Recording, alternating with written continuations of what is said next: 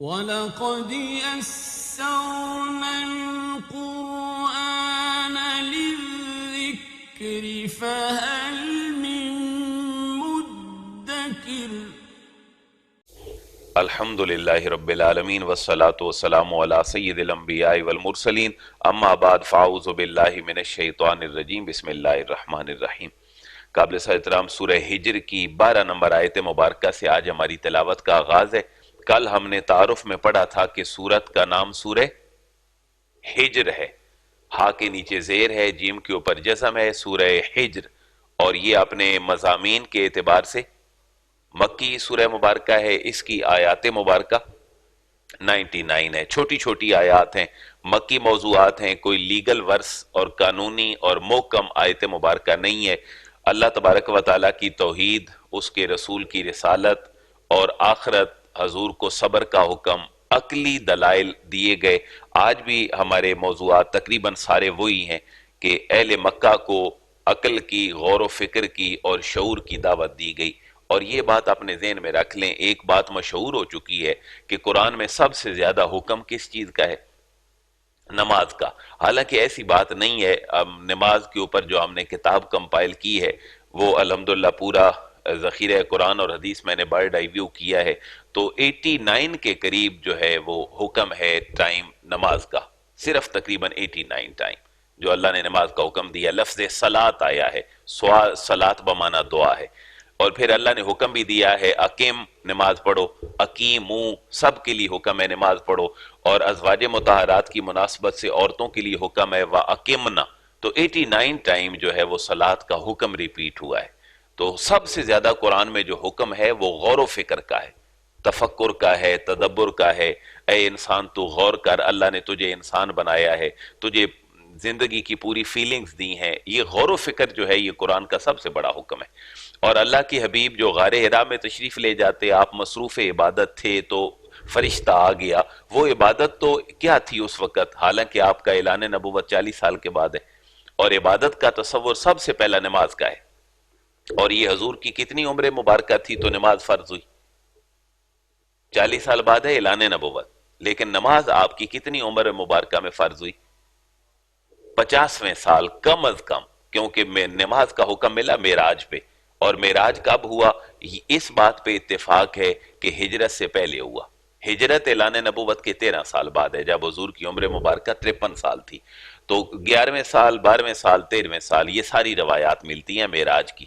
تو نماز فرض ہو رہی ہے حضور کے اوپر مکی زندگی کے 10ویں سال کم از کم، یا 11ویں، 12ویں، 13ویں سال، اور اس وقت حضور کی عمر مبارک ہے 50 سال، کم از کم 50 سال، 51، 52، 53 سال بھی ہے۔ تو سب سے زیادہ عبادت جو حضور نے مکی دور میں کی ہے وہ غور و فکر کی عبادت ہے، اور اللہ کی ذات میں گوشہ تنائی میں چلے جانا، خلوت میں، اور یہ عبادت کا سلسلہ جاری رہا۔ اگر ہم حضور کی 25 سالہ عمر مبارکہ سے بھی لیں، اما خدیجہ آپ سے متاثر ہوئیں اور آپ سے شادی کا پیغام آپ کو بھیجا، آپ کی عمر کتنی تھی؟ حضور صلی اللہ علیہ وسلم کی عمر 25 سال۔ تو آپ پہلے دن سے ہی تو ایسا نہیں تھا کہ شہرت ہو گئی آپ کی نیک نامی کی، تو یہ تو بچپن سے ہی رکھی تھی باتیں۔ لیکن اگر ہم 25 سال ہی کنسیڈر کریں غار حرا میں جانا، اور پھر اعلان نبوت 40 سال بعد کتنے سال ہو گئے؟ 15، اور پھر نماز کا حکم اگلے مزید 10 سال کے بعد، تو کتنا ہو گیا؟ 25 سال۔ یہ 25 سال حضور کس عبادت میں رہے؟ 25 سال حضور کا جس عبادت میں رہنا ہمیں ملتا ہے وہ غور و فکر ہے، تفکر، تدبر ہے کہ اللہ نے اس کائنات کو، جس نے اس کائنات کو بنایا ہے وہ تو کوئی ہے بنانے والا، یہ لات حبل اور منات تو نہیں بنا سکتے۔ غور و فکر سب سے بڑی عبادت ہے۔ آپ مسلم صوفیاء کو دیکھ لیں تو ان کے ہاں غور و فکر کی عبادت کو کیا کہتے ہیں؟ مراقبہ۔ میم رے الف را کاف 2 نقطوں والا بے ہے۔ مراقبہ کیا ہوتا ہے؟ مراقبہ نکلا ہے رکب سے، رکب کہتے ہیں گردن کو، اسی لیے ایک لفظ بولا جاتا ہے رکیب۔ ایک معشوق کے 2 عاشقوں کو اردو میں رکیب کہتے ہیں۔ وجہ کیا ہوتی ہے؟ وہ دونوں ایک دوسرے کو ہم وقت ٹریس کر رہے ہوتے ہیں کہ یہ کیا کر رہا ہے، کسی مل تو نہیں رہا میرے محبوب سے، تو ہمیشہ ان کی گردن پہ نظر رکھتے ہیں اور سر پہ، اس وجہ سے ان کو کہتے ہی کیا ہے؟ رکیب۔ تو رکب عربی میں گردن کو کہتے ہیں۔ مراقبہ یہ ہے کہ گردن جھکا لیں اور غور و فکر کریں کہ اللہ نے مجھے کیوں بنایا، مجھے کیسے بنایا، تو یہ ہے مراقبہ. آپ کرسچینٹی میں چلے جائیں تو وہاں کیا ہے، آپ آج تو ایکسرسائز کے معنوں میں یہ استعمال ہونے لگ گیا، یوگا. تو اپنا سانس روک کے سانس کے ساتھ ایک خاص کیفیت پہ جا کے آپ غور و فکر کرتے ہیں، تو سب سے بڑا ڈیوائن آرڈر جو ہے وہ غور و فکر ہے. کذالک نسلکہ فی قلوب المجرمین. یہ ایک آج کے ہمارے ریشنلسٹ سٹوڈنٹ کے لیے جو بڑے بڑے اداروں میں پڑھ کے یہ سیکھتا ہے کہ جب اللہ نے ان کو گمراہ کر دیا تو پھر اس کا کیا قصور ہے. تقدیر جب لکھ دی گئی تو اللہ فرما رہے کذالک نسلکہ، اسی طرح ہم پرو دیتے ہیں. سلک اور اسی سے نکلا ہے پرونا. کذالک نسلکہ، ہم اس چیز کو پرو دیتے ہیں، ڈال دیتے ہیں، فی قلوب المجرمین، مجرمین کے دلوں میں. کس چیز کو؟ پیچھے ذکر ہوا قرآن کا، ہم نے قرآن نازل کیا، ہم اس کے محافظ ہیں. کوئی مجرم قیامت والے دن یہ ایکسکیوز پیش نہ کرے کہ میرے تک حق بات نہیں پہنچی تھی. اللہ فرما رہے ہم نے اس کے دل میں اس قرآن کا معاملہ اور قرآن کی تعلیم ڈالی ہے، ہم نے اتمام حجت کیا ہے، لیکن اس نے اس کو ایکسیپٹ نہیں کیا. اس کے ضمیر نے بار بار اس کو اجازت دی لیکن وہ مجرم بنا رہا. ہم نے اپنا فریضہ پورا کر لیا. اسی طرح کذالک، اسی طرح نسلکہ، ہم داخل کرتے ہیں فی قلوب المجرمین، مجرمین کے دلوں میں. کس چیز کو؟ اتمام حجت کے لیے اللہ رسول کے پیغام کو ہم مجرموں کے دلوں تک بھی پہنچاتے ہیں. ان کا دل مفتی ان کو فتویٰ دیتا ہے کہ تم غلط کر رہے ہو، لیکن وہ پھر بھی باز نہیں آتے. اتمام حجت ہو گیا. لا یؤمنون بہ، محبوب وہ بھی ایمان نہیں لائے، ایمان مکی لوگ بھی نہیں لائیں گے. لا یؤمنون بہ، وہ ایمان نہیں لائیں گے، بہی اس پر یعنی قرآن پر. وقد خلت سنت الاولین، واو کا معنی اور قد تحقیق، خلت گزر چکی ہے، سنت الاولین پہلوں کی جو روش اور پہلوں کا جو طریقہ ہے محبوب وہ گزر چکا ہے، ہمیں پتا ہے. کیوں کہ یہ تو گابن اونٹنی کا تقاضا کرتے تھے کہ پہاڑوں سے نکل آئے. محبوب ہم نے وہ بھی لا کر ان کو دکھا دی، لیکن ان کی روش یہی ہے کہ یہ ایمان نہیں لائیں گے. اس لیے اس سورہ ہجر میں وہ اونٹنی والا واقعہ حضرت بلکہ پوری سورت ہی قوم سمود کے حالات کے اوپر مشتمل ہے. اللہ نے مثال کے لیے اس کو رکھا ہے. اب ان کا ایک تقاضا یہ تھا کہ ہم کہیں سیڑھی لگائیں اور آسمان پہ چڑھ جائیں، ہم اے محمد صلی اللہ علیہ وسلم آپ کے رب کو دیکھائیں، فرشتوں کو دیکھائیں، کہاں سے قرآن آتا ہے. تو اللہ فرما رہے محبوب اگر ہم آسمان کے دروازے کھول بھی دیں، یہ اوپر بھی چڑھ جائیں، تو پھر بھی واپس آ کے یہ کہیں گے کہ ہمارے اوپر تو جادو ہوا تھا، ہماری نظر بندی کر دی گئی تھی، یہ پیغام حق کو پھر بھی نہیں مانیں گے. تو محبوب ان کے دلوں پر مور لگ چکی ہے. ترجمہ آپ فرمائیں گے وَلَوْ فَتَحْنَا عَلَيْهِمْ بَابًا مِّنَ السَّمَاءِ فَظَلُّوا فِيهِ يَعْرُجُونَ. واو کا معنی اور لو اگر فتحنا ہم کھول دیں علیہم ان پر بابن دروازہ من السماء آسمان سے فظلوا فیہ یعرجون. فا کا معنی پس، ظلوا ایک کانٹینیوٹی کے لیے استعمال ہوتا ہے. فظلوا فیہ یعرجون، اور وہ اس میں مسلسل یعرجون عروج پاتے رہیں، اوپر چڑھتے رہیں. آسمان کا دروازہ کھل جائے اور یہ اوپر چڑھتے چڑھتے بہت اوپر آسمان کے دروازے تک چلے بھی جائیں اور اللہ کی قدرت کا مشاہدہ بھی کر لیں. لَقَالُوا إِنَّمَا سُكِّرَتْ أَبْصَارُنَا بَلْ نَحْنُ قَوْمٌ مَسْحُورُونَ. لَقَالُوا جواب کیا ہوگا؟ لَقَالُوا یہ کہیں گے انما بے شک سُكِّرَتْ نظر بندی کر دی گئی، ابصارنا ہماری آنکھوں کی. سکرت ابصارنا ہماری جو آنکھیں ہیں، ہماری جو نگاہیں ہیں، ان کو تو مسکر کر دیا گیا ہے. سکر کہتے ہیں نشے کی حالت میں آنا. تو سکرت وربلائز کر دیا گیا، ہماری تو نظر بندی کر دی گئی. بلکہ نظر بندی سے آگے چلیں تو وہ کہتے ہیں بل نحن قوم مسحورون، بلکہ نحن ہم قوم ایک ایسی قوم ہے مسحورون جن کے اوپر سحر کر دیا گیا ہے، جن کے اوپر جادو کر دیا گیا ہے، پھر بھی محبوب یہ کلمہ حق کو نہیں مانیں گے. تو اللہ فرما رہے محبوب ہاں یہ آ سکتے ہیں، پیغام حق کو قبول کر سکتے ہیں، لیکن اپنے دل کی آنکھ کو کھول کر غور و فکر کریں اور اللہ سے ہدایت کے طالب رہیں، اپنی منطق جاڑنے کے مطلوب نہ رہیں.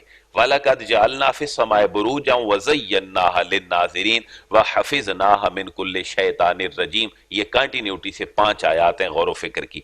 وَلَقَدْ جَعَلْنَا واو کا معنی اور لقد بے شک تحقیق جعلنا ہم نے بنائے فِي السَّمَاءِ آسمان میں بروجن برج بنائے. برج بلندی کو کہتے ہیں جو چیز دور سے آپ کو پرومیننٹ نظر آئے اور دوسری چیزوں سے منفرد ہو کے نظر آئے، اس کو برج کہتے ہیں. دنیا کی سب سے بڑی عمارت عربوں نے بنائی، اس کا نام کیا رکھا؟ برج الخلیفہ. تو برج جو ہے وہ ایک پرومیننسی کو کہتے ہیں۔ میں ایک اور مثال دے دوں، سورہ احزاب میں قرآن نے یہ ارشاد فرمایا کہ عورتیں وہ ڈیزائن نہ اپنائیں جو جاہلیت کی عورتیں اپناتی تھیں۔ وہ وہاں پر لفظ ہے وَلَا تَبَرَّجْنَا تَبَرُّجَ الْجَاهِلِيَّةِ الْأُولَى، وہ جو غیر مسلم خواتین تھیں وہ اپنے خاص قسم کے جو ہے وہ بناؤ سنگار کرتی تھیں، جو لوگوں کو دعوت دینے والے ہوتے تھے غلط کاموں کی طرف۔ تو اسی طرح کچھ جب بچیاں جوان ہو جاتی کسی علاقوں میں تو جھنڈا گاڑنے کا تصور بھی تھا، جو لوگوں کے لیے پیغام ہوتا تھا کہ بچی جوان ہے، کوئی رشتے کا پیغام ہے۔ تو نیگیٹو پازیٹیو سارے سینس تھے۔ تو تبرج اور برج اس کا معنی ہے پرومیننٹ ہونا اور دور سے دیکھنے والے کو کسی چیز کا واضح نظر آنا۔ تو اللہ فرما رہا ہے وَلَقَدْ جَعَلْنَا فِي السَّمَاءِ بُرُوجًا، ہم نے آسمان میں برج بنائے ہیں، وَزَيَّنَّاهَا لِلنَّاظِرِينَ، واو کا معنی اور زَيَّنَّاهَا، ہم نے ان کو مزین کر دیا ہے لِلنَّاظِرِينَ، دیکھنے والوں کے لیے۔ یہ غور و فکر کی دعوت ہے اس غریب کو جسے چھت بھی فراہم نہیں ہے، کہ وہ ننگے آسمان کے نیچے سوتا ہے اور وہ رات کو جب اپنی نگاہ آسمان کی طرف اٹھاتا ہے تو اس کو آسمان پہ چاند نظر آتا ہے، ٹمٹماتے ہوئے تارے نظر آتے ہیں جن کے اندر ایک پوری دنیا جہان آباد ہوتا ہے۔ اللہ اپنی ذات کی طرف غور و فکر کی دعوت اس مثال کو دے کے فرما رہا ہے کہ تم اگر میری ذات کا عرفان چاہو تو اپنی رات کی تنہائیوں میں ذرا دیکھو کہ تمہارے پورے رات کے نظام کو میں نے چاند اور ستاروں سے مزین کر دیا ہے، تم اپنے سفر انہی کی مناسبتوں سے کرتے ہو۔ وَحَفِظْنَاهَا، اور ہم نے محفوظ کر دیا ہے ان کو، من کل شیطان الرجیم، ہر شیطان سے رجیم جو دھتکارا ہوا ہے۔ إِلَّا مَنِ اسْتَرَكَ السَّمْعَ فَأَتْبَعَهُ شِهَابٌ مُبِينٌ، ایک شہاب ثاقب کا تصور ہے۔ اور ہم گاؤں میں ہمارے بچپن کی زندگی تھی، ہم دیکھتے تھے کہ رات کو تھوڑی سی لائٹ اوپر سے آتی چند سیکنڈ کے لیے اور وہ مدھم ہو جاتی۔ ہمارے بزرگ ہمیں بتاتے کہ یہ شیاطین کو آسمان سے پتھر پڑتے ہیں، شاید آپ لوگوں نے بہتر مشاہدہ کیا ہوگا اس کا۔ قرآن اس چیز کا تذکرہ کر رہا ہے کہ جب اللہ تبارک و تعالیٰ کی برکات اور شیاطین جب ان برکات کو لینے اور فرشتوں کی ڈسکشن یا لوح محفوظ پہ لکھی ہوئی چیزوں کو چوری کرنے کے لیے جاتے، جو جادوگری کا نظام اپنے عروج پہ تھا، تو اللہ فرما رہا ہے جادو بڑا نہیں ہے، میری قدرت بڑی ہے۔ اگر کوئی شیطان جن یہاں سے کسی عامل کی طرف سے بھیجا ہوا اوپر جاتا بھی ہے تو وہ اللہ کی قدرت میں مخل نہیں ہو سکتا، لوح محفوظ سے وہ کچھ چوری نہیں کر سکتا، وہ انسان کی تقدیر نہیں بدل سکتا۔ کیوں؟ الا من استرک السمع، شیطان رجیم سے اللہ نے اس کو محفوظ فرما دیا، اس آسمان کو اور آسمانی احکامات کو۔ جیسے ہم کہتے ہیں رشتے کہاں بنتے ہیں، جوڑے آسمان، حالانکہ بناتا تو اللہ تعالیٰ ہے، اس نے لکھا ہے، لیکن ایک ہر کام کا تصور کہاں ہے؟ بلندیوں میں ہے۔ ہم اللہ کی جب بات کریں تو وہ تصور بھی کدھر ہے؟ بلندیوں میں، حالانکہ اللہ تو ہر جگہ پہ اپنی قدرت کے ساتھ موجود ہے۔ تو شیطانوں کا جو تصور تھا اور جادوگروں کا اہل مکہ کے ذہن میں، اللہ اس کو رد فرما رہا ہے کہ یہ چھوٹا ذہن ہے تمہارا، میری قدرت اس سے بڑی ہے، میں نے تو اپنی ہر چیز کو ان سے محفوظ بنا لیا۔ دیکھیں اس سے ہمیں جادو کا توڑ بھی پتہ چل گیا۔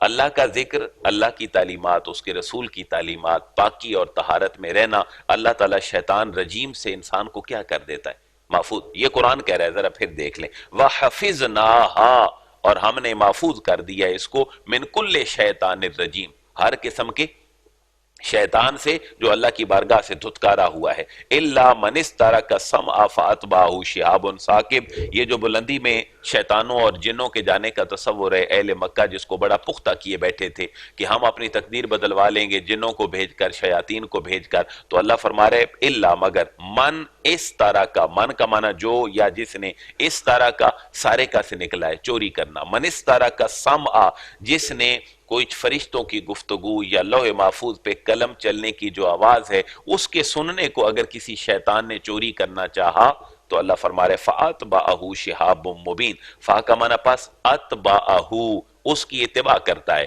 فوراً سے پہلے تیر کی طرح اس کے پیچھے جاتا ہے، شہاب مبین، ایک روشن مشعل اور ایک روشن ستارہ، روشن شعلہ اس کے پیچھے جاتا ہے اور اس کو مار دیا جاتا ہے۔ یہ ہے روحانی اور ڈیوائن تعبیر جو شہاب ثاقب کی یا وہ اس طرح کی روشنی کی قرآن بیان کر رہا ہے۔ لیکن سائنس اس کے بارے میں کیا کہتی ہے؟ وہ سائنس کا موضوع ہے کہ یہ رات کو کچھ سیارے ٹوٹتے ہیں یا کچھ چیزیں ایسی ہوتی ہیں کہ جو ٹوٹ کر زمین پہ گرتی ہیں اور فضا سے یہاں تک پہنچتے ہوئے وہ بالکل ریزہ ریزہ ہو جاتی ہیں، ان کا وجود ختم ہو جاتا ہے۔ کچھ انسائیکلوپیڈیاز کے حوالے سے لکھا ہے کہ جو آسمان سے چیزیں گرتی ہیں جن کو بخارات کہتے ہیں یا شہاب ثاقب یا ان کے ٹکڑے ہیں، میرے سامنے جو تفسیر ہے اس میں انہوں نے لکھا ہے کہ یہ گرنے کا سلسلہ بہت پہلے سے جاری ہے اور زمین پر یہ چیزیں گرتی رہیں۔ کہتے ہیں جو سب سے بڑا شہاب ثاقب کا ٹکڑا زمین پہ گرا، اس کا تقریباً جو وزن ہے وہ 40 ٹن کے قریب ہے، اور وہ کہتے ہیں یہ ٹکڑا ابھی بھی جنوب مغربی افریقہ میں موجود ہے۔ بہرحال یہ تفسیر بھی 20 سال 22 سال پہلے لکھی گئی، پیر صاحب نے لکھی، لیکن ان کا موقف یہ ہے سائنسدانوں کا اور یورپ کا کہ مسلمانوں کا جو حجر اسود ہے ہمارے نزدیک وہ کہاں کا پتھر ہے؟ وہ کہتے ہیں یہ بھی ایک ٹوٹا ہوا ستارہ ہے آسمان کا جو نیچے گرا ہے، اور مسلمانوں نے اس کو مذہبی ایفیلیشن دے کر اس کو اتنا بڑھا چڑھا لیا ہے، لیکن ہماری تو اپنی اسلامی تعلیمات کے اوپر عمل ہے اور رسول اللہ کی بتائی ہوئی چیزوں کے اوپر عمل ہے، کیونکہ قرآن اور رسول کی تعلیمات ہم اس سائنس کے ساتھ کبھی نہیں جوڑتے، ہم اس کو اپنی ہدایت سے صرف ریلیٹ کرتے ہیں، باقی سائنس کا اپنا میدان ہے۔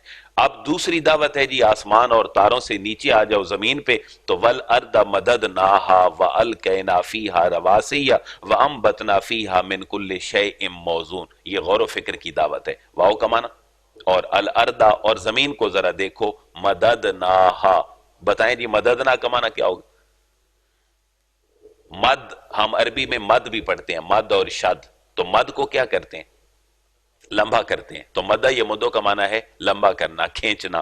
والارض مددناہا، اور ہم نے زمین کو پھیلا دیا۔ اب اگر کوئی سائنٹیفک اس آیت کو پڑھے تو وہ کیا کہے گا سائنٹسٹ کہ زمین کیا ہو رہی ہے؟ لیکن دیکھیں قرآن کتاب ہدایت ہے، اس سے مراد کیا ہے؟ وَالْأَرْضَ مَدَدْنَاهَا، محبوب آپ کا کلمہ اور آپ کے ماننے والوں کے لیے ہم زمین کو کیا کر رہے ہیں؟ پھیلا رہے ہیں۔ آپ غار حرا سے پیغام لے کر نکلے تھے مکہ سے، یہ پہنچا مدینہ، مدینہ سے نکل کر عراق اور ایران پہنچا، پھر پوری دنیا میں 3 براعظموں سے لے کر 7 براعظموں تک پہنچا، تو زمین کیا ہو گئی؟ اب دیکھیں دونوں معنی ہیں، سائنٹیفک طریقے سے کسی معنی میں بھی لے لیا جائے، لیکن قرآن ہمارے لیے مسلمانوں کے لیے زمین کو پھیلا رہا ہے، تو دونوں معنی چیزوں کے موجود ہوتے ہیں۔ وَالْأَرْضَ مَدَدْنَاهَا، اور زمین کو ہم نے پھیلا دیا، وَأَلْقَيْنَا، اور ہم نے گاڑ دیے، فِيهَا، اس میں، رواسیہ، محکم پختہ پہاڑ، بیلنس کرنے کے لیے اللہ تعالیٰ نے، کیونکہ پانی زمین پہ زیادہ ہے، خشکی تھوڑی ہے، کوئی 70-30 کا راؤنڈ اباؤٹ کمبینیشن ہے، تو اللہ تعالیٰ نے زمین کو بیلنس کرنے کے لیے پہاڑ زمین میں گاڑ دیے، اور وہ ہمارے لیے آکسیجن کا سبب بنا دیے، ان پہ درخت لگا کے ان سے چشمے جاری کر دیے، تو نظام وہ بھی چل رہا ہے، نظام حضرت انسان کے لیے بھی چل رہا ہے۔ وَأَنبَتْنَا فِيهَا مِنْ كُلِّ شَيْءٍ مَوْزُونٍ، وَأَنبَتْنَا، اور ہم نے اگا دی، فِيهَا، اس میں، مِنْ كُلِّ شَيْءٍ، ہر چیز، موزون، ایک خاص اندازے کے مطابق، جو جہاں سیٹ بیٹھتی تھی، اللہ فرما رہے ہیں میں نے اس کو ایسے ہی مینج کر لیا۔ وَجَعَلْنَا لَكُمْ فِيهَا مَعَایِشَ، واو کا معنی اور جعلنا، ہم نے بنا دیے، لکم تمہارے لیے، فِيهَا، اس میں، معایش، معیشت اور تمہاری روزی اور پوری زندگی گزارنے کے سلیقے طریقے ہم نے اس میں بنا دیے۔ وَمَن لَسْتُمْ لَهُ بِرَازِقِينَ، اہل مکہ غریب کو اچھا نہیں سمجھتے تھے، ایک سرمایہ دارانہ اور کیپیٹلسٹک سوچ آگے صورت میں آئے گی کہ امیر کہتا ہے میں غریب کو کیوں دوں، اگر اس کو دینا ہی تھا تو اللہ خود کیوں نہیں دے دیتا، مجھے دینے کا کیوں کہا ہے؟ اللہ اس کو غریب رکھنا چاہتا ہے، اس لیے یہ غریب ہی رہے، میں اس کو نہیں دوں گا۔ اللہ فرما رہا ہے ہم نے تمہارے لیے بھی زمین و آسمان میں رزق کے سامان رکھے ہیں، وَمَن لَسْتُمْ لَهُ بِرَازِقِينَ، اور اس کے لیے بھی رکھے ہیں جس کے تم رازق نہیں بن پا رہے ہو، جس کو تم نہیں دے رہے ہو، ہم اس کے لیے بھی سامان کیے بیٹھے ہیں، لیکن سامان ہم نے تمہارے تھرو دلوانا ہے۔ اب امیر کو اللہ نے دے دیا، ذرائع پیدا کر دیے، وہ کہتا ہے میری صلاحیت ہے، میری محنت ہے، میری پوری نسل کھپ گئی، میرے والد کا شروع کیا ہوا کاروبار تھا، میں نے دن رات ایک کیا، باہر سے ڈگری لی، کاروبار کو سٹینڈ کر لیا۔ اللہ فرماتا ہے یہ رزق ہم نے ہی تمہیں دیا ہے، اور تمہارے ذمہ پھر کچھ لوگوں کا رزق کر دیا ہے، لہذا ان کے رازق بن کر تم رہو مجازی، میں تمہارا حقیقی رازق تمہیں دیتا رہوں گا۔ اس لیے حضور سے پوچھا گیا، حضور اپنے ماتحت اور غلام کو ہم کتنا سارا جھڑک سکتے ہیں، ہم کتنا سارا اس پہ سختی اور روب ڈال سکتے ہیں؟ آپ نے فرمایا اگر ایک دن میں 70 دفعہ بھی اپنے ماتحت کو معاف کرو تو اللہ بھی تمہیں اتنی دفعہ ہی معاف فرما دے گا، تو اپنے ماتحت سے معافی رکھو، اللہ بھی تمہیں معاف فرما دے گا۔ تم لوگوں کو دینے کا سلسلہ جاری رکھو، اللہ تمہیں دینے کا سلسلہ جاری، تم علم دو، اللہ اور دے دے گا، تم اپنا مال خرچ کرو، اللہ تمہیں مال اپنا اور دے دے گا۔ اور کہتے ہیں جس کنویں سے پانی نکلتا رہے وہی کنواں آباد رہتا ہے، جب اس سے پانی لینا چھوڑ دیا جائے تو وہ کنواں خشک ہو جاتا ہے، اس لیے یہ نظام قدرت ہے۔ اور یہ بھی کہتے ہیں کہ کنویں کی مٹی کنویں میں ہی یہ نظام قدرت ہے، جتنا انسان کماتا ہے اس کے گھر میں لگ جاتا ہے، لیکن اگر وہ دینے پہ آ جائے تو وہی چشمہ اور وہی کنواں پھر کتنے لوگوں کو سیراب کرتا ہے۔ اس لیے دینے والا بنے تو اللہ تبارک و تعالی ہمیں بھی ضرور عطا فرمائے گا، وہ مسکراہٹ ہو، وہ خوش اخلاقی ہو، وہ پیسہ ہو، وہ علم ہو، وہ کسی ہیومن بینگ کی مدد کر کے ہو، زیرو مدد کر کے۔ بخاری کی 2 حدیثیں ہیں، ایک عورت کی بخشش ہو گئی بدکار کی صرف ایک بلی، اور ایک روایت ہے کتے کو پانی پلانے کی وجہ سے، اور ایک تہجد گزار کی پکڑ ہو گئی صرف اس وجہ سے کہ اس نے اپنے گھر جانور بدے ہوئے کو پانی نہیں پلایا۔ تو اللہ تعالیٰ تو ہر اس کو جو ایک لیور رکھتا ہے، جگر تر رکھتا ہے اپنے اندر، اس کی خدمت سے اللہ انسانوں کے درجات بلند کر دیتا ہے، کیونکہ ہر چیز دوسرے کے فائدے کے لیے۔ بلی گھر کے لیے ناسور کہلاتی ہے کہ برتنوں میں منہ ڈالتی ہے، لیکن وہی بلی آپ کے بیماریوں والے چوہے کو کھا جاتی ہے۔ وہ چوہا ہمارے لیے ایک پریشانی کا باعث ہوتا ہے، لیکن وہ چوہا بھی تو ان کیڑے مکوڑوں کو کھا جاتا ہے جو ممکن ہے رات کو آپ کے جسم پہ چڑھ جائیں، آپ کے کان میں چلے جائیں، آپ کے لیے زندگی کے ختم ہونے کا سبب بن جائیں۔ تو علامہ نے کیا کہا اپنی پہلی شاعری میں، نہیں ہے چیز نکمی کوئی زمانے میں، کوئی برا نہیں قدرت کے، ہر چیز کی اس کائنات میں ضرورت ہے، کسی چیز کو فالتو نہ سمجھا جائے۔ وَإِن مِّن شَيْءٍ إِلَّا عِندَنَا خَزَائِنُهُ وَمَا نُنَزِّلُهُ إِلَّا بِقَدَرٍ مَّعْلُومٍ۔ وَإِن مِّن شَيْءٍ، اور کوئی چیز نہیں ہے اس کائنات میں، الا مگر عندنا خزائنُهُ، عندنا ہمارے پاس ہیں، خزائنُهُ اس کے خزانے، کوئی چیز کائنات میں ایسی نہیں ہے جس کے خزانے ہمارے پاس نہ ہوں۔ وَمَا نُنَزِّلُهُ، لیکن ہم اس کو نازل نہیں کرتے ہیں، الا بقدر معلوم، ایک مناسب مقدار۔ اللہ کے پاس خزانوں کی کمی نہیں، لیکن وہ مناسب مقدار میں لوگوں کو دیتا ہے۔ اللہ یہ بھی بتانا چاہتا ہے، دیکھیں فرعون کی، نمرود کی اور قارون کی ہمارے سامنے کہانیاں کیوں ہیں کہ رزق اتنا ہی مانگو جتنا تمہاری ضرورت ہے، ورنہ اگر ملنے پہ آئے تو تم خدائی کا دعویٰ کر دو گے۔ قارون کا خزانہ اونٹوں پہ لدا ہوتا تھا، اور ان خزانوں کی چابیاں ایک الگ سے اونٹ پہ لدی ہوتی تھیں۔ تو اللہ فرما رہا ہے یہ انجام ہے، ہم جس کو دیتے ہیں بقدر معلوم، ایک خاص اندازے کے مطابق دیتے ہیں، ورنہ پھر اس کے بعد اس کی گمراہی شروع ہو جائے گی۔ یہی غور و فکر کا سلسلہ آگے مزید جاری ہے، انشاءاللہ ہم 22 نمبر آیت مبارکہ سے مزید آگے دیکھیں گے۔ وہ زمین و آسمان کی انوائرمنٹ خاص قسم کے، اور اس کے بعد بارش کا تصور ہے، اور درختوں کا جفتی ہونا ہے، نر مادے کا۔ اللہ فرماتے ہیں ہم ہوائیں چلاتے ہیں، اور ایک درخت جو نر ہے اس کے سپرم جو ہیں وہ ہماری ہوائیں اٹھا کے لے جاتی ہیں اور ایک مادہ درخت کے اوپر پھینک دیتی ہیں، اللہ پھلوں کا سلسلہ جاری فرما دیتا ہے۔ یہی ہمارا نظام ہے کہ پھلوں کو، جو درختوں کو، بوٹوں کو وہ پیوند کاری کرتے ہیں، وہ اسی سلسلے کا ایک تصور ہے جو قرآن نے یہاں دیا ہے۔ اللہ تعالی ہمیں مکی مزاج کو سمجھنے کی اور غور و فکر کی ہمیں توفیق نصیب فرمائے۔